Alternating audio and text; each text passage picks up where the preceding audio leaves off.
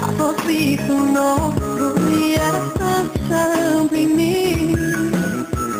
Voi purta numele Tău, că ăla ne sfârșit. Este seara noastră, făcută încă un pas. Greu le e părinților, că de astăzi de-am să-i las. Îmi doresc să ne iubim așa cum s-au iubit și ei. Peste ani vreau să privești ca astăzi în ochii mei. Să-mi spui că mă iubești până la ultima suflare. Fericirea o găsesc numai în brațele tale.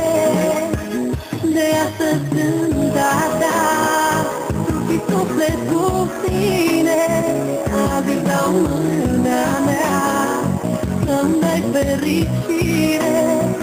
Am să văd chipul tău, pe soare sau furtună.